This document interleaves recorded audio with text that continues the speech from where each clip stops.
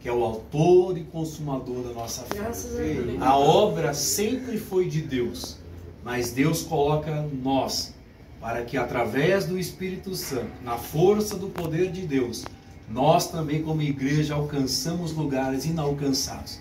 Então não fique triste, não perca sono, confia no Senhor, faça para Deus, porque fazendo para o Senhor, Deus nos dará uma grande recompensa.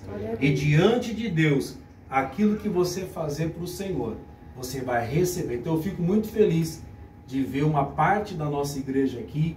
É sinal que a igreja ela está com um propósito de crescimento, propósito de alcançar novas vidas. E a minha oração e o meu desejo é que o Jardim Orocola seja impactado pelo poder de Deus. No que depender de mim, no que depender da Igreja Assembleia de Deus, nós vamos rodar essas ruas, vamos clamar e nós vamos pregar a Jesus Cristo ressuscitado, porque só Ele pode mudar a vida do homem. Quero trazer uma palavra aos irmãos em Marcos, no capítulo 2. É um texto bastante conhecido, mas Deus colocou no meu coração. Marcos capítulo 2.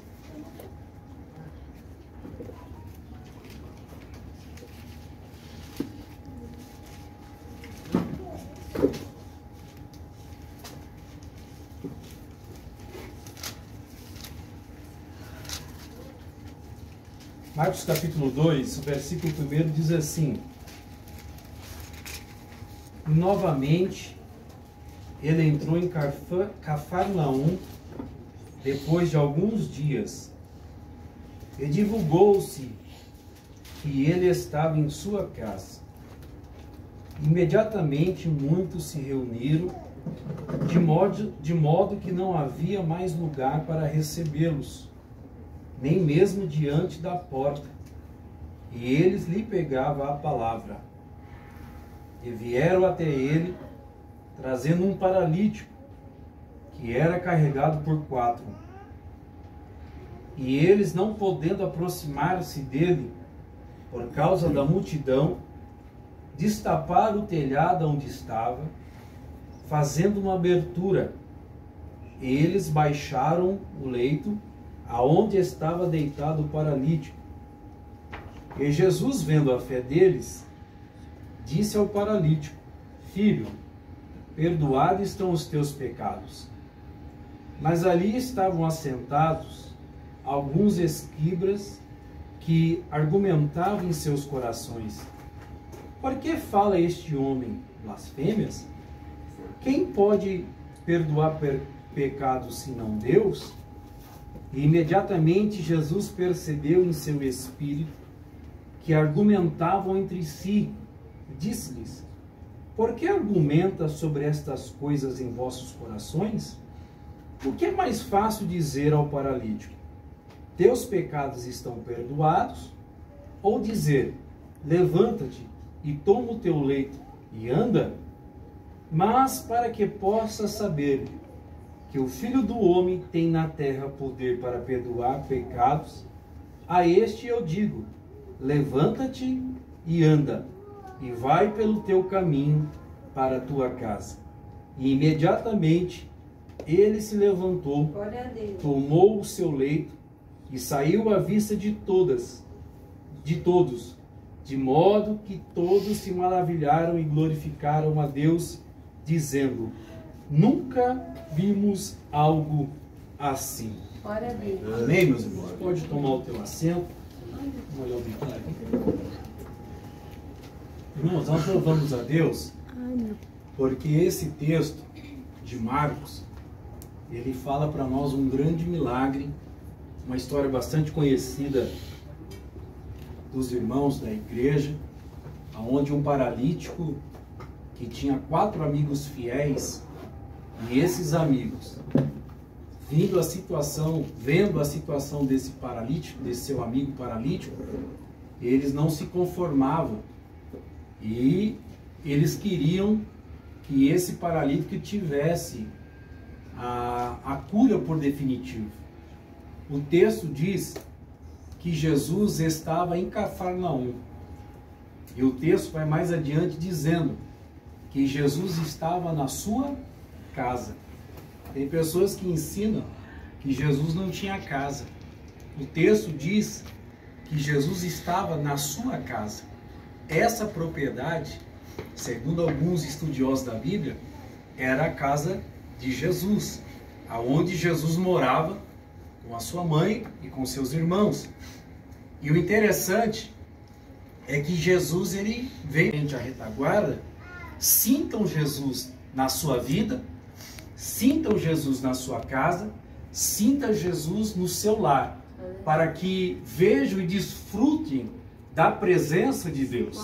Quando souberam que Jesus estava na casa, logo a grande multidão se alojou dentro da casa, ao ponto que dentro da casa não cabia, mas as pessoas estavam até na porta, porque não tinha mais espaço. Mas o desejo era ouvir Jesus falar, porque sabe que quando Jesus está na casa, Jesus ele entra para trazer mudança. Glória a Deus. O lar que convida Jesus para entrar, logo essa família ela recebe uma mudança radical na sua vida, recebe uma mudança radical no seu ser. Quando Jesus está e é convidado para estar no meu lar, a minha família é tocada por Deus, a minha família é abençoada por Deus, a minha família desfruta da presença de Deus, e através da presença de Deus eu começo a impactar as pessoas que estão à minha volta. O meu desejo, irmão Flávio, irmã Rose, é o que o lar de vocês, a presença de Jesus esteja constantemente. Aleluia. À medida que as pessoas que passarem à frente dessas ruas, ou dessa rua, elas sintam a presença de Deus. Ao ponto que as pessoas olharem para o seu lar, olharem o rosto de vocês, sintam a presença do Senhor. Porque quando Jesus está na casa, logo há um alvoroço. Logo as pessoas querem ver o que está acontecendo. E o lar do cristão é um lar onde deve repousar a presença de Deus. Porque pessoas estão olhando qual é a minha atitude, qual é a minha forma de ser. É por isso que o lar, ele precisa desfrutar da presença do Senhor. E o meu desejo nesta noite é que você convide Jesus para entrar dentro do seu lar, dentro da sua casa. Mas Jesus quer, pastor, Jesus quer. Apocalipse capítulo 3, versículo 20, é bem verdade que é uma simbologia, mas Jesus diz: eis que estou à porta e bato. Se alguém abrir, eu vou entrar, vou ceiar com ele, ele vai ceiar comigo, e vou trazer para esse lar comunhão, vou trazer para esse lar restauração, aleluia, vou trazer para esse lar mudança, vou trazer para esse lar salvação. Porque quando Jesus entrou na casa de Zaqueu, o homem que era injustiçado e era perseguido por ser cobrador de impostos, a salvação chegou, ao ponto que Jesus disse: hoje chegou salvação a esta casa, aleluia, dizendo para Zaqueu, porque este também é filho de Abraão.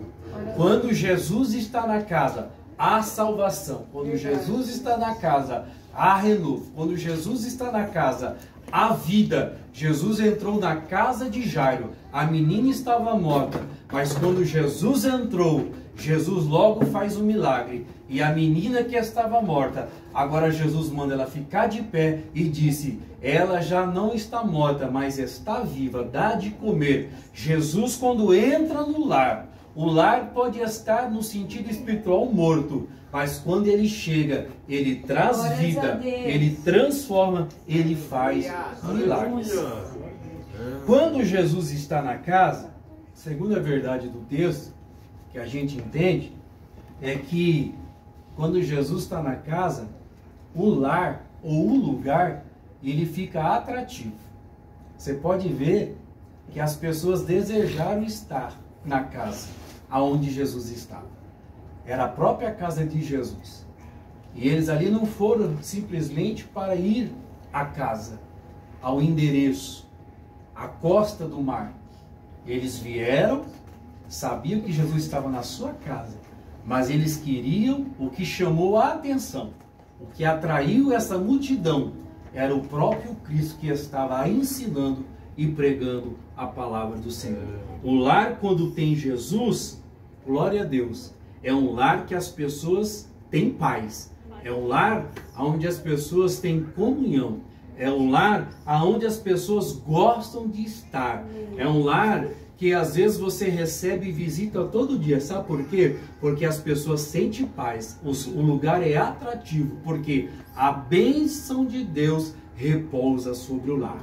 E Jesus disse, quando despediu os discípulos em Lucas 10, se não me falha a memória, Jesus disse: vocês vão de dois em dois, vão pregando o evangelho. E quando vocês chegarem em uma casa, em um lar, saudai-vos com a paz.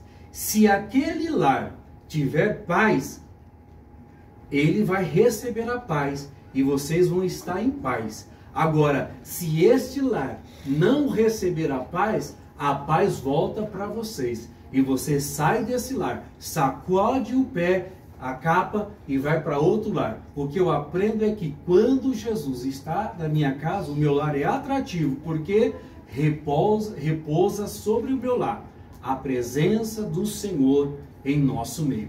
E as pessoas, irmãos, quando chegam, são tocadas por Deus. É um grande mistério, mas tem pessoas que têm vidas transformadas, porque chegou no lar de um cristão.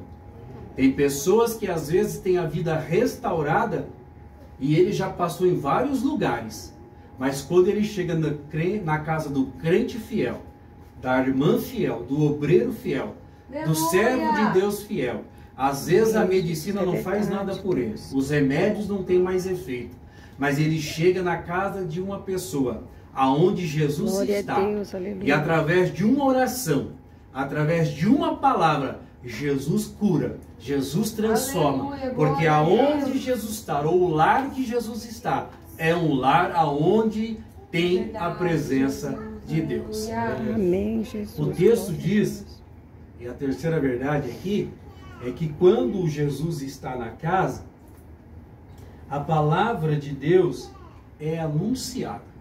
O meu lar precisa pregar a palavra de Deus. Pastor, mas a porta tem boca, a janela tem boca, mas quando eu tenho Jesus na minha vida, a minha vida, o meu lar, as minhas atitudes, é uma pregação da palavra do Senhor. E Jesus, nesse contexto, era como se Jesus estivesse fazendo um culto. E eu louvo a Deus pela vida da irmã Rose e do irmão Flávio, porque fizeram um propósito de todo ano fazer um culto.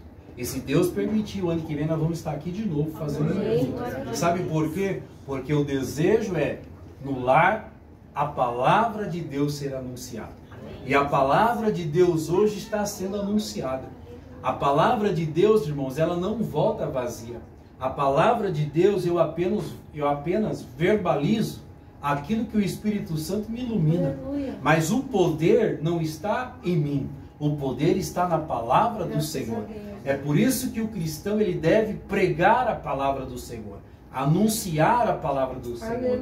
E feliz é o lar que abre as portas para que anuncie a palavra do Senhor.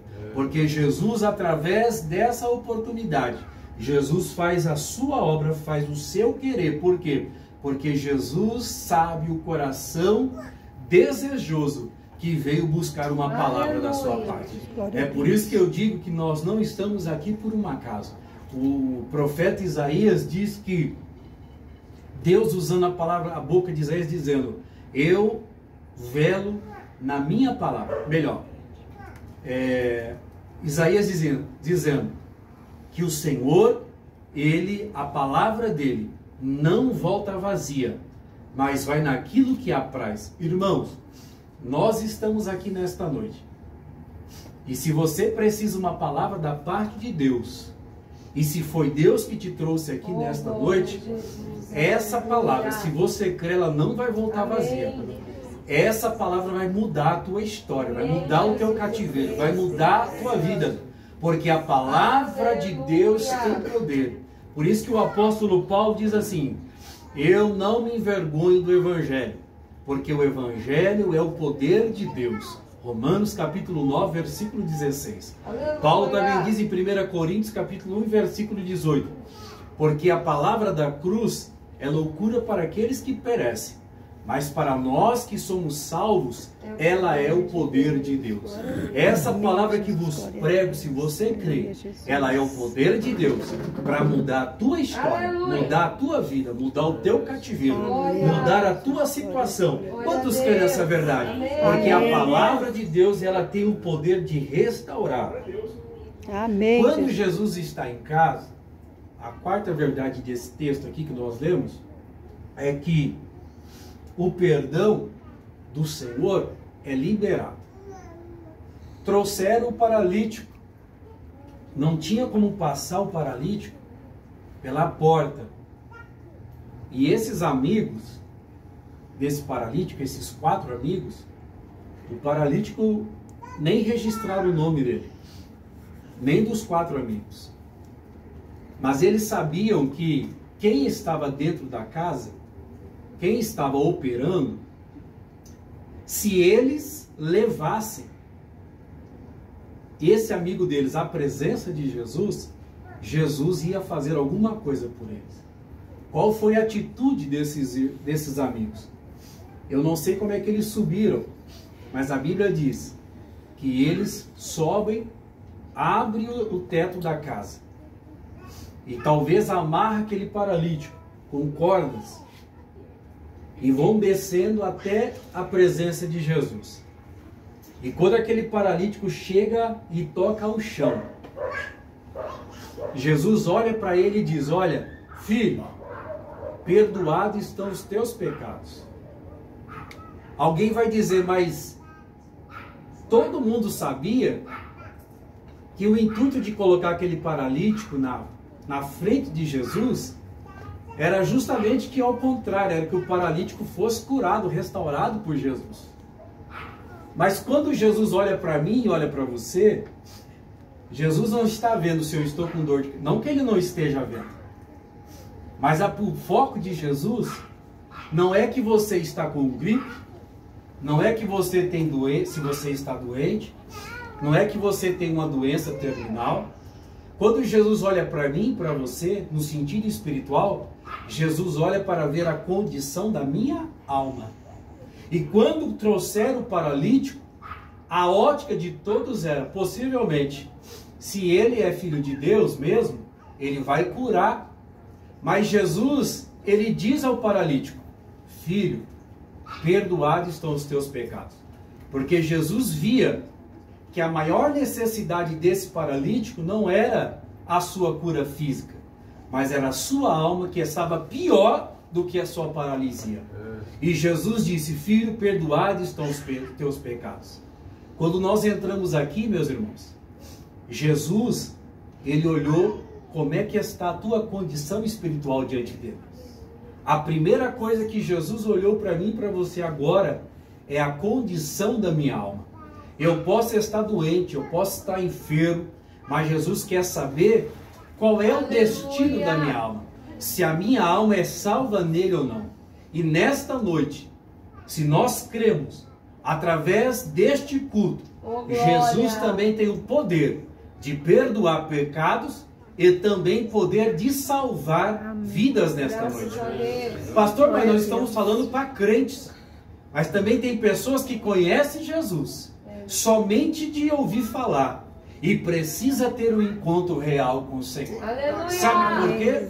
Porque Jesus te trouxe aqui, me trouxe, porque Ele está olhando a minha alma e está vendo que a tua alma está clamando por uma salvação.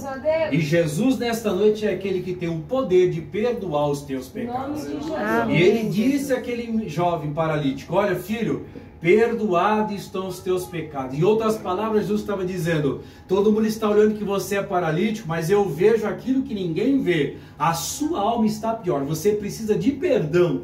Você precisa ser salvo. Então eu estou te salvando agora. Glória a Deus. Aí quando começam a questionar o que Jesus disse: olha, para saber então que o Filho do Homem tem poder de perdoar pecados, a esse também digo: filho, pega a tua cama, levanta e anda, e vai para a sua casa.